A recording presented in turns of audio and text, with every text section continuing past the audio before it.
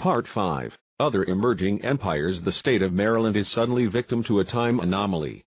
A figure clad in armor, wielding a sword and shield, appears in their capital. He is a tall, broad-shouldered man with a strong jaw and piercing blue eyes. His armor is ornate and gleams in the sunlight, bearing the symbol of a red lion rampant. Behind him, a massive army marches forward, their numbers swelling the streets and alleyways. They hail from a land far to the east, a kingdom known as Lioness. Their arrival causes a stir among the people of Maryland, who have never before seen such a formidable force. The leader of the army, Prince Dmitri, dismounts from his war horse and approaches the governor's palace. His steps are confident and commanding, his presence imposing. As he nears the palace gates, they are flung open by a guard, revealing the governor standing before him.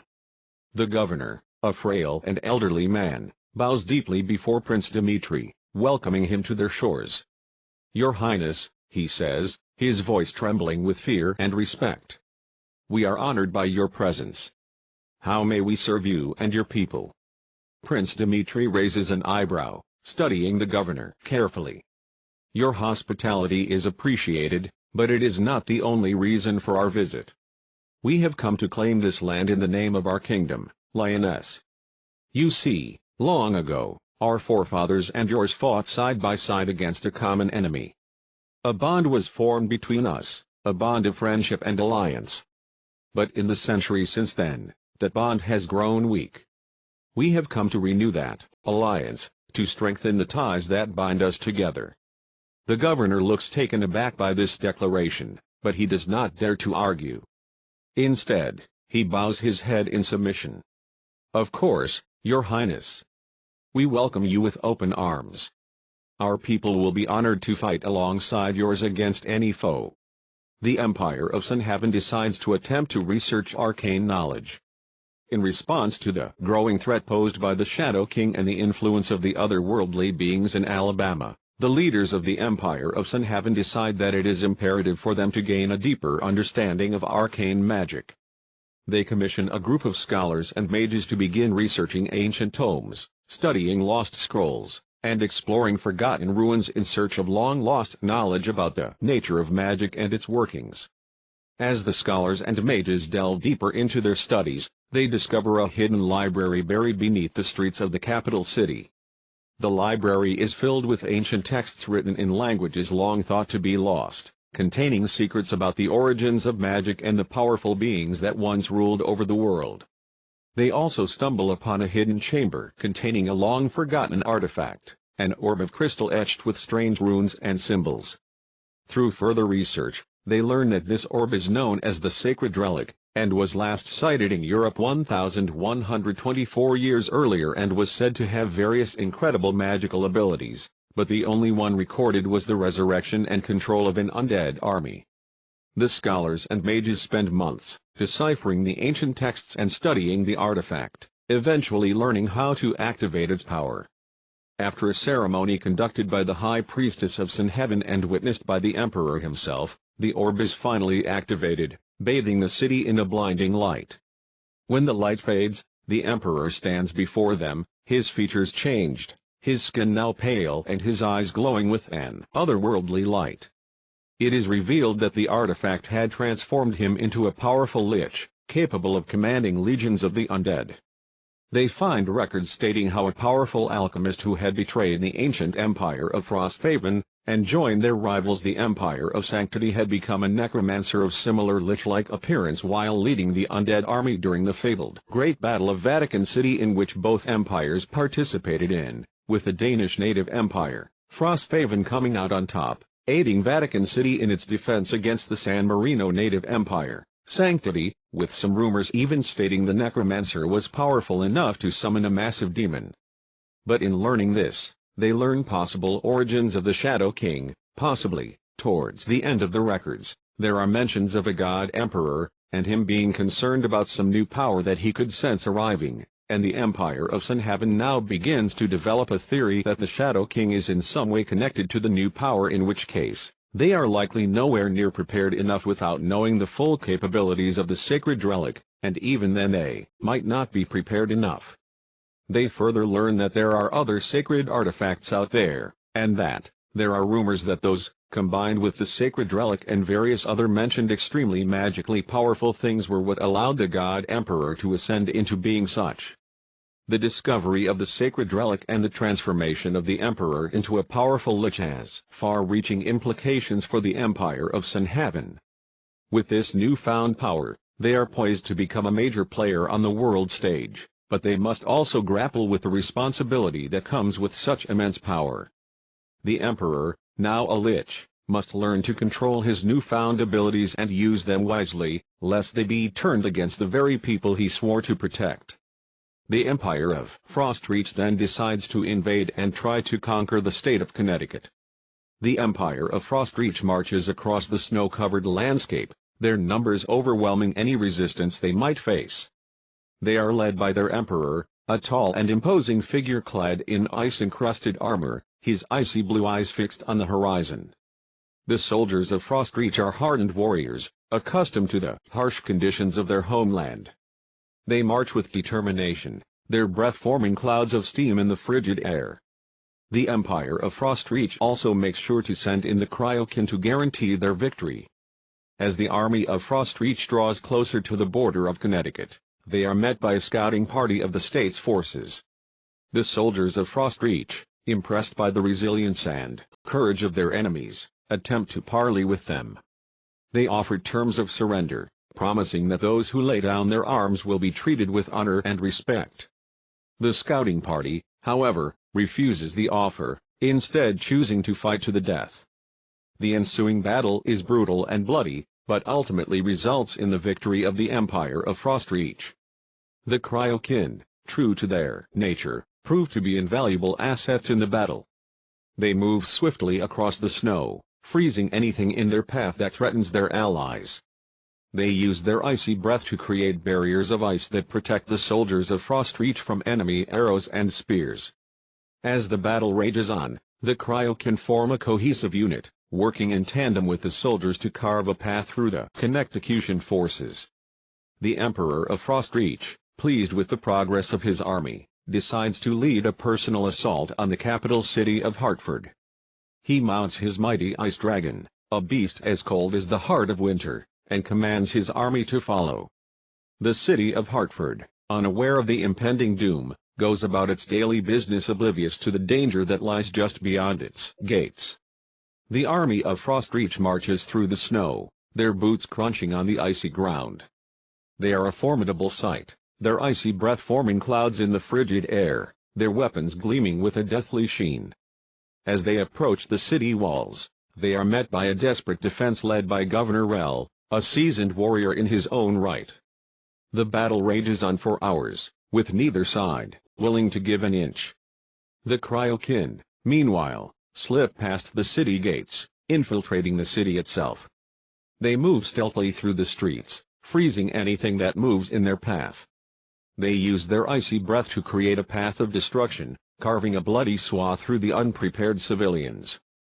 The people of Hartford, caught off guard by the sudden attack, are left scrambling for safety as their homes are reduced to shattered ice and frozen ruins. The battle at the city gates rages on, with the soldiers of Frostreach slowly gaining the upper hand. Governor Rell, realizing that the city cannot hold out much longer, orders a retreat. He gathers what remains of his forces and leads them through a secret underground tunnel that connects to a nearby river. The tunnel was constructed long ago as a means of evacuating the city in times of crisis, and now it proves its worth. As the last of the Connecticution forces disappear into the darkness of the tunnel, the Emperor of Frostreach orders his army to pursue them. They follow the river, their boots splashing through the frigid water, until they reach the mouth of the tunnel.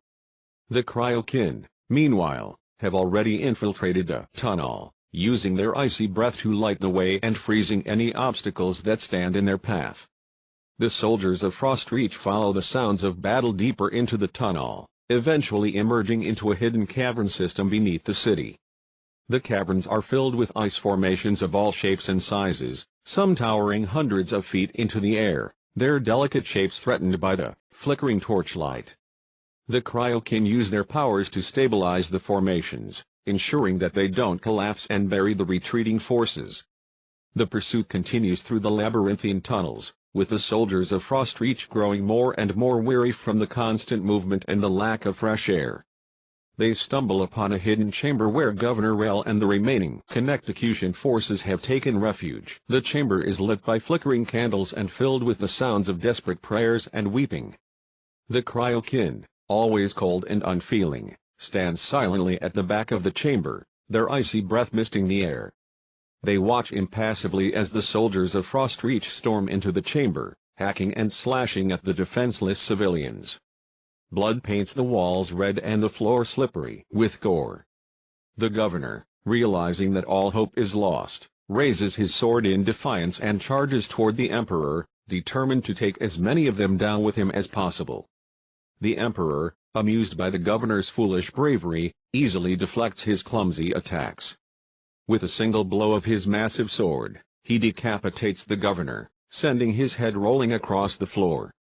The soldiers of Frostreach, emboldened by their leader's display of power, continue their rampage, sparing no one. Even the Cryokin, cold and unfeeling as they are, seem to take pleasure in the carnage. In the midst of the chaos, a lone figure slips away unnoticed. It is Soren, the young mage who had been imprisoned by the governor earlier. Soren had managed to escape his cell during the initial attack on the city and had been hiding ever since. Now, with the city in ruins and the governor dead, he sees an opportunity to exact his revenge. And thus Soren decides to join the Empire of Frostreach, who are finishing off the last few Connecticution soldiers at that very moment. Soren reveals himself to the emperor, who is surprised by the youth's presence. He tells the emperor that he had been imprisoned by Governor Rel, and that he had witnessed the injustices committed by the ruling class. The emperor, impressed by Soren's determination and loyalty, welcomes him into his ranks with open arms. The battle for Hartford is won, but the cost is high. The city lies in ruins, its people scattered or dead. The soldiers of Frostreach, exhausted from the long campaign, take what they can from the ruins and prepare to march on to their next target. Soren, now a trusted advisor to the emperor, watches as they depart, wondering what other kingdoms they will conquer and what role he will play in their conquest. The state of Kentucky is suddenly struck by an invasion of mutant creatures. The invasion begins in the rural areas, as small groups of mutants emerge from the woods, attacking isolated farms and villages. At first, the locals are terrified and confused, unable to comprehend the scale of the threat they face. As the days pass, however, the invading forces grow stronger and more organized, revealing themselves to be an army of mutants led by a powerful, otherworldly being known as the Shadow King. The Shadow King is a monstrous creature, part human and part demon, his body twisted and deformed by the same mutagenic forces that have created his army. He possesses incredible strength and resilience, as well as the ability to control minds and summon demonic servants at will. His presence strikes fear into the hearts of even the bravest warriors, and his mere presence on the battlefield often tips the balance of power in his favor. As the days pass, the people of Kentucky begin to organize themselves into makeshift militias, banding together in desperate attempts to defend their homes and loved ones from the invading horde. They learn quickly that conventional weapons are useless against the Shadow King and his minions, and they must find other ways to defeat them. Some turn to magic, while others seek out ancient artifacts and relics that they believe may hold the key to victory. But when the Shadow King himself arrives, all hope is lost, and all fighting stops, his mere arrival having been enough to place the entire state under his brainwashed willing control. The Shadow King declares himself ruler of Kentucky, his monstrous form towering over the terrified populace as he issues forth his twisted, demonic proclamations. His army of mutants spreads out across the land, pillaging and destroying everything in their path. The people of Kentucky, once proud and free, are now little more than slaves to the Shadow King's whim. The Empire of Sunhaven decides to attempt to form a diplomatic alliance with the state of Delaware. Several emissaries are sent to Delaware, bearing news of the Shadow King's rise to power in Kentucky and the Empire of Sunhaven's discovery of the sacred relic. They request that the state of Delaware join forces with them in an effort to counter the threat posed by the Shadow King and his army of mutants. The emissaries also offer their assistance in helping to defend Delaware should the Shadow King decide to expand his conquests further east. Delaware's leaders gather in secret council to discuss the proposal from Sunhaven. While some are wary of trusting another empire, particularly one that has only recently revealed its own powerful magic and artifacts, others point out that the threat posed by the Shadow King is grave and immediate. After much debate, it is decided that Delaware will enter into a tenuous alliance with Sunhaven, agreeing to share intelligence and military resources in the fight against the Shadow King. The Empire of Frostreach decides to invade and attempt to conquer the state of Rhode Island to finally unite the region of New England. Soren, the young mage who had joined their ranks, is eager to prove his worth and fight alongside them. He trains tirelessly, honing his magical abilities and learning new spells under the guidance of the Emperor's trusted advisors. As they march toward Rhode Island, Soren's skills and courage earn him a place among the elite forces of the Empire. The army of Frostreach crosses the border into Rhode Island, encountering stiff resistance from the local militia. The battle rages on for days, with neither side able to gain a decisive advantage. Finally, Soren, seeing an opportunity to make a difference, uses his magic to call down a massive hailstorm upon the enemy forces. The hailstones, as large as a man's fist, pummel the soldiers relentlessly, causing widespread devastation and confusion. The Emperor, impressed by Soren's display of power and strategic thinking, promotes him to the rank of general. With renewed strength and determination, the army of Frostreach presses forward, eventually capturing the capital city of Providence. The Emperor, now ruler of New England, declares it a new province of the Empire, with Soren as its governor. As Soren takes up his new role, he must navigate the complex web of political alliances and rivalries that exist within the Empire, as well as maintain order among the conquered people of Rhode Island.